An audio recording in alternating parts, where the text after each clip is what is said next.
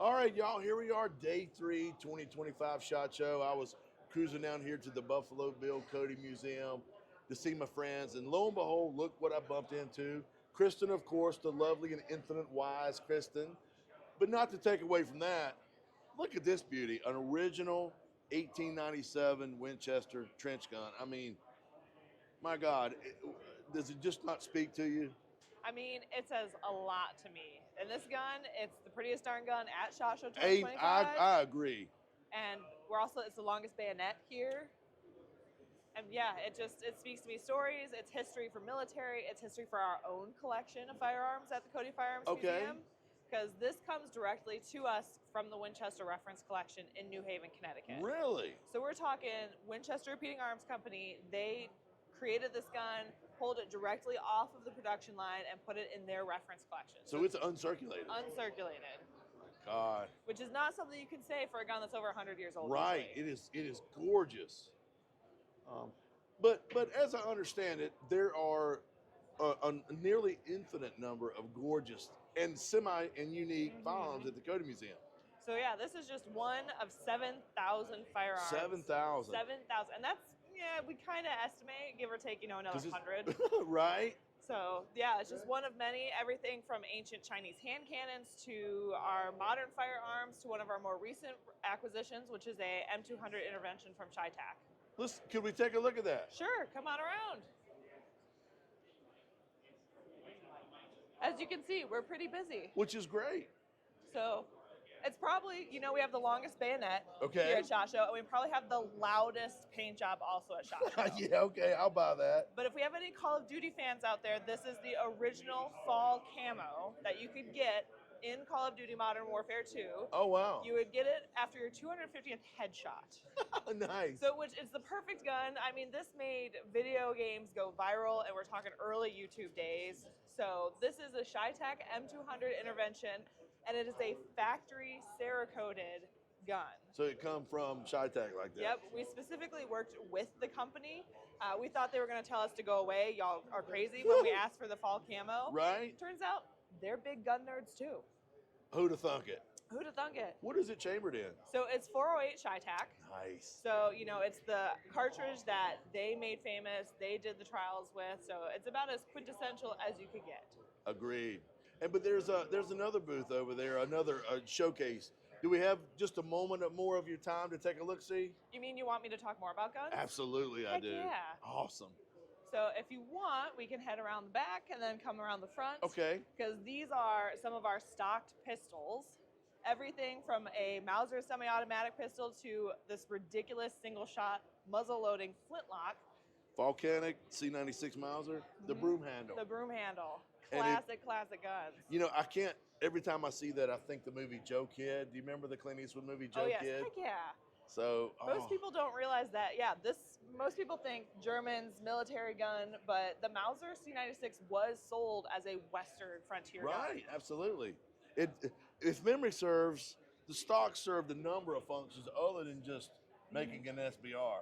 Yes, Right. I mean, it's just cool and it gives a lot of swagger, but it Right. gives you the stability of a rifle in a Sure. pistol form. Now, I'm going to ask you a really stupid question, and it may be hard to answer, but would this still be considered like a short barrel rifle as far as the ATF is concerned? So that is an excellent question, and C96 Mausers are actually exempt. Really? Is it because of the age or? Curio and Relic, but for some odd reason, and you don't quote me on this perfectly, but they've always been that way. Now, with that, I'm assuming that would apply to the Volcanic as well.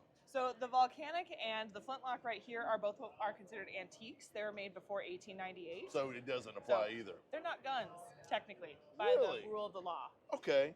But still they are in spirit, right? In spirit. And we decided to bring these 3 great pieces just because, we like to be a little fun at the center of the West. And we figured this would create some conversations, have some questions exactly like you gave us, and just showcase just a lot of technology that we think is modern, is actually centuries old. That is something that I tout with people a lot about, you got the new hot gun or the new hot cartridge coming out. And I'm like, this is cool, but it was done 100 years ago. Pretty much. And so we did a video at Kel-Tec yesterday, and they have a new carry gun chambered in FN 5.6. Yes. However, it does not have a removable detachable box magazine. They don't. Yeah, I heard. It loads in a stripper clip. So as soon as he showed me loading the internal magazine with the clip, I'm like, that's like a C96, right? Very. And they're like, just because, and this was I'm paraphrasing, just because it's old technology doesn't mean it's outdated. Heck no. It's still very viable as far as how they did things back then, not only to build from, but to look back to, but also to emulate and copy to an extent. Right? I mean, a lot of the technology we see today, whether it's semi-automatic, gas recoil systems, stripper clip loading, a lot of the stuff you can see hundreds of years ago, and you can see most of them in the Cody Firearms Museum. Wow. You can trace pretty much the family tree of guns and the evolution of technology over about 1,000 years. No kidding. Now, if somebody wanted to come see it, yes. How long do you think it would take? And I realize seeing everything in great detail would probably be, a insurmountable task.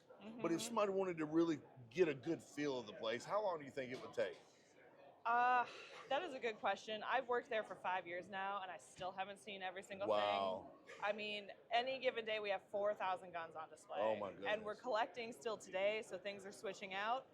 I would at least say 2 full days. 2 full days, bare days. minimum. Bare 4 minimum. would be better. And our admission tickets are good for 2 days right off the bat. Okay. And if you're really, really nice to the frontline staff, they might give you an extra day or two. Nice. And when is the best time to come see y'all? Well, right now it's like -14 degrees. So in January. probably not now. Probably not. Although you'd get the whole museum to like yourself. Nice. So maybe that's up your alley. Otherwise, my favorite time to come visit is, of course, in the summer. Okay. It is high alpine desert. We got the snow-capped mountains in the background. That's probably very gorgeous, very picturesque. Very. It's kind of, I wake up every morning going, oh, this is where I live. But yeah, so summertime, although late September, early October is probably my favorite. You got the fall colors, you got the animals still out. College students are gone, and so you kind of get the whole park and the museum to yourself there without the risk of blizzards. Awesome. Well, I know y'all are super busy, but I love the booth. It's bigger than last year. It is. Very well done. I'm glad to see you brought some super cool stuff out. I'm assuming it's garnering a lot of attention from the people here at SHOT.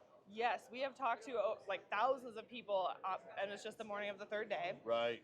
And so we're really excited, and we'll see. You'll have to come back and visit us again next year at SHOT Show because we'll have different guns. Well, it is my full intent that before SHOT Show next year to come see y'all at the museum. Yes, come visit. I absolutely do, and then I see you next year for sure. All right, y'all. Well, look, you heard it straight here. Come to the Cody Museum if you're interested in guns. If you like guns, if you're interested in history, there's so much to see and learn and appreciate. Let it soak in, and that all helps educate us on our hobby, and we can all appreciate it just that much more. Amen. All right, y'all. Well, we'll see you.